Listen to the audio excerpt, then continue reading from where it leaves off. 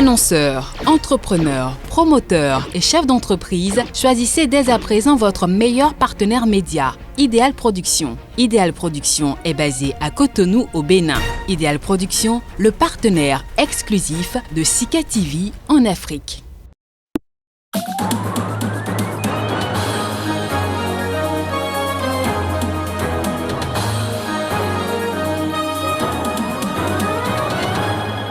Demandé avec insistance par ses partisans, le retour de Laurent Gbagbo en Côte d'Ivoire n'est pas encore effectif. Près d'une semaine après l'acquittement définitif de l'ancien président par la CPI, son retour est en discussion.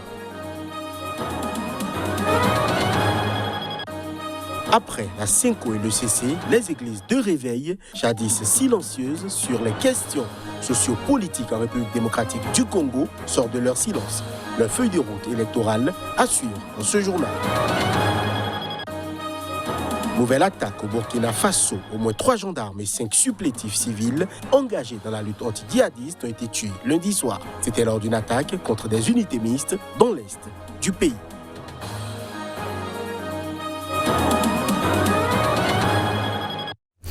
C'était le sommaire de ce nouveau point de l'actualité. Bienvenue à tous, bonsoir.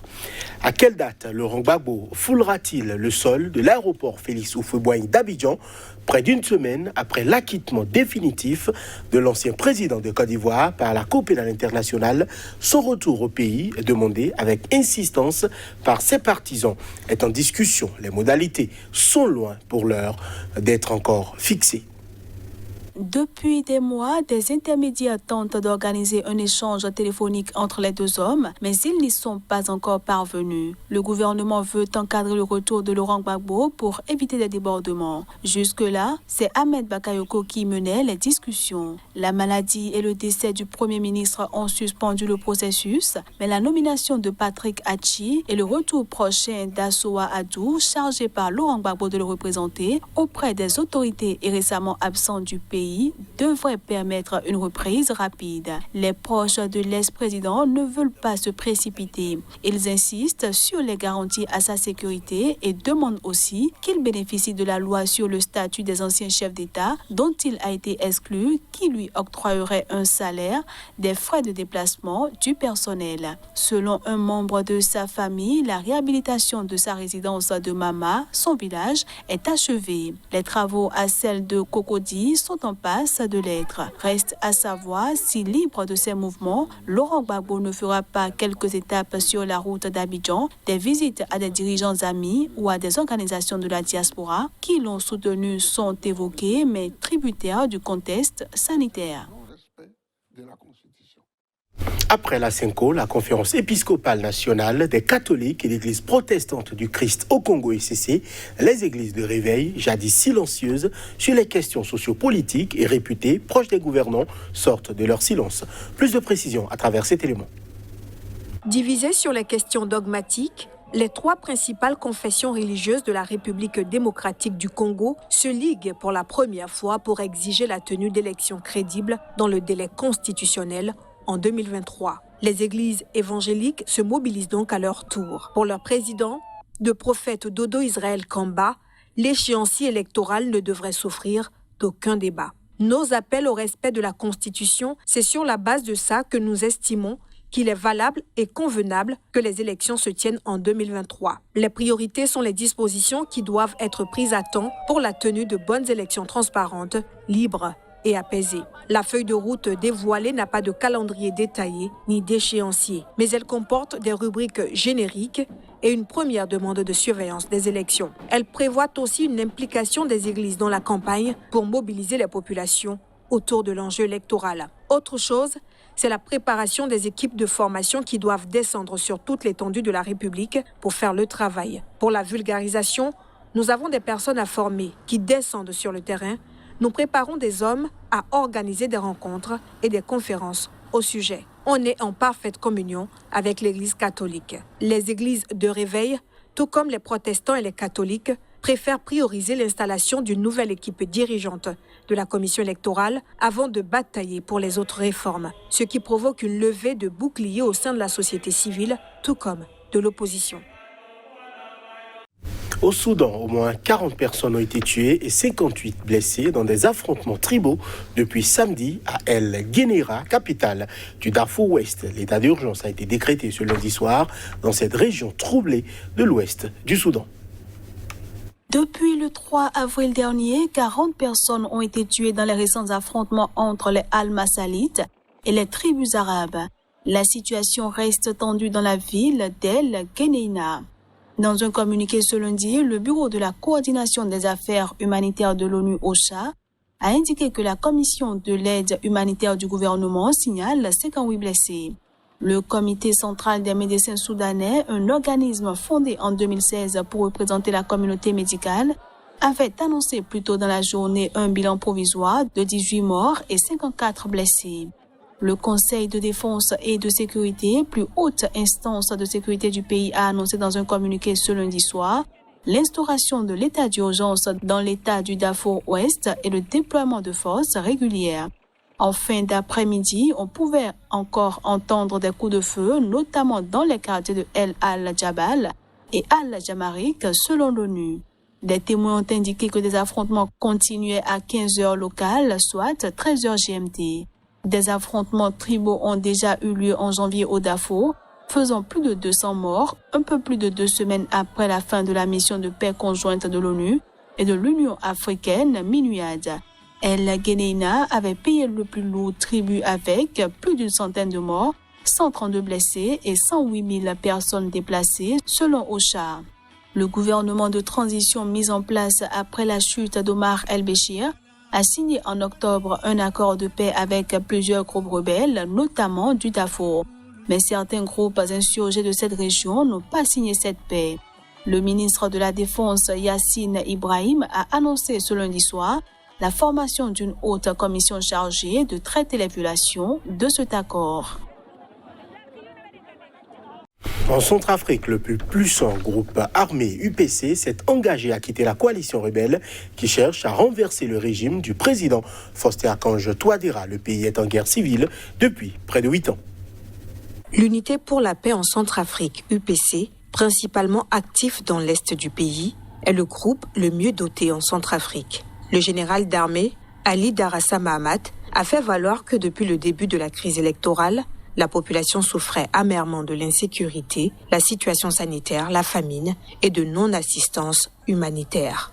L'UPC, poursuit le communiqué, réitère son engagement dans le processus de l'accord de Khartoum, un accord de paix signé en février 2019 entre le gouvernement et 14 groupes armés, dont l'UPC. Le gouvernement centrafricain, s'il s'est dit prêt à engager un dialogue avec l'opposition démocratique, exclut pour l'heure de négocier avec les mercenaires étrangers, membres des groupes armés, comme Ali Darassa, qui est nigérien d'origine. En décembre, l'UPC avait rejoint la coalition des Patriotes pour le changement, CPC, une alliance de groupes armés qui a lancé une offensive à 2 semaines de l'élection présidentielle pour empêcher la réélection du président Touadéra, finalement reconduit à l'issue d'un scrutin contesté. Le groupe armé a participé à certains des combats les plus violents contre les forces pro-gouvernementales et les casques bleus de la mission des Nations Unies en Centrafrique. Début janvier, les membres du groupe armé UPC se sont brièvement emparés de la ville de Bangassou, dans le sud-est du pays, et ont causé la mort de 2 casques bleus le 18 janvier, dans les environs de la ville. L'UPC, majoritairement composé de Peuls, est issu de la scission en 2014 de la Seleka, une coalition de groupes armés à dominante musulmane qui avait renversé le régime du président François Bozizé en 2013, plongeant le pays dans la guerre civile. Cette déclaration de l'UPC intervient quelques jours après l'annonce, le 2 avril, du décès de Sidiki Abbas, accusé de crimes de guerre et chef d'un des plus puissants groupes armés, le groupe 3R, pour retour, réclamation et réhabilitation, qui avait rejoint la CPC en décembre. Je l'annonçais en titre, nouvelle attaque au Burkina Faso. Au moins 3 gendarmes et 5 supplétifs civils engagés dans la lutte anti-djihadiste ont été tués lundi soir lors d'une attaque contre des unités mixtes dans l'est du pays. Au Niger, des unités mixtes de gendarmes et de volontaires pour la défense de la patrie ont subi une attaque à Tanwalbougou dans la province du Gourma. Le bilan provisoire fait état de 3 gendarmes et 5 volontaires décédés selon une source sécuritaire. Cette attaque fait suite à une embuscade perpétrée dimanche qui a été repoussée par les forces de défense effectuant des opérations de sécurisation après l'arrivée massive de plusieurs centaines de personnes à Fadagourma, chef-lieu de région de la province, suite à des menaces de groupes armés. Le 28 mars, 3 personnes avaient été tuées à Tanwalbougou, une commune située à une 50aine de kilomètres de Fadagourma et dont la brigade de gendarmerie a été la cible de 6 attaques depuis 2019. Créés en décembre 2019, les volontaires pour la défense de la patrie sont des supplétifs civils qui interviennent aux côtés des forces armées pour des missions de surveillance, d'information et de protection après une formation militaire de 14 jours. Ils font également office de pisteurs et combattent souvent aux côtés de l'armée, payant un lourd tribut, avec plus de 200 morts dans leur rang selon un décompte de l'AFP. Le Burkina Faso, frontalier du Mali et du Niger, en proie aux attaques djihadistes, en est également la victime régulière depuis 2015. D'abord concentrées dans le nord du pays, limitrophe du Mali, les exactions attribuées à des groupes djihadistes, dont le groupe de soutien à l'islam et aux musulmans, affiliés à Al-Qaïda et l'État islamique au Grand Sahara, ont ensuite visé la capitale et d'autres régions, notamment l'Est et le Nord-Ouest, faisant depuis 2015 plus de 1200 morts et plus d'1 million de déplacés fuyant les zones de violence. La Corée du Nord a renoncé à sa participation aux Jeux Olympiques de Tokyo cet été. C'est ce qu'a annoncé ce mardi le ministère nord-coréen des Sports. La décision est justifiée par les risques d'infection au coronavirus. La Corée du Nord renonce aux Jeux Olympiques de Tokyo cet été en raison des risques d'infection au coronavirus. Lors d'une réunion, le comité olympique nord-coréen a décidé de ne pas participer aux 32e Jeux olympiques afin de protéger les athlètes de la crise sanitaire mondiale causée par la Covid-19. C'est ce qu'a fait savoir le service de communication du ministère des Sports de Pyongyang. La participation de la Corée du Nord, puissance nucléaire isolée du reste du monde, aux derniers JO d'hiver de Pyeongchang, en Corée du Sud, avait été un facteur décisif dans le spectaculaire rapprochement diplomatique intervenu en 2018. Kim Yo-jong, sœur du leader nord-coréen Kim Jong-un, avait assisté aux Jeux en tant qu'envoyé de son frère. Et la participation nord-coréenne avait été entourée d'une grande publicité. Le président sud-coréen Moon Jae-in avait saisi l'opportunité pour entreprendre une médiation entre Pyongyang et Washington qui avait débouché sur des sommets historiques entre Kim Jong-un et le président américain Donald Trump. L'annonce faite mardi de Pyongyang met un terme aux espoirs de Séoul d'utiliser les Jeux de 2020, reportés à cet été en raison de la pandémie de coronavirus, pour susciter une relance du processus de discussion entre Pyongyang et Washington, à l'arrêt depuis l'échec du sommet Kim-Trump à Hanoï en février 2019. À Tokyo, le principal porte-parole du gouvernement, Katsunobu Kato, a déclaré que les autorités japonaises surveillaient les informations à ce sujet et s'efforçaient d'améliorer la situation en prenant notamment des contre-mesures de lutte contre l'infection afin que de nombreux pays et régions puissent participer aux Jeux de Tokyo. Et ce sera tout pour cette édition. Merci de l'avoir suivi.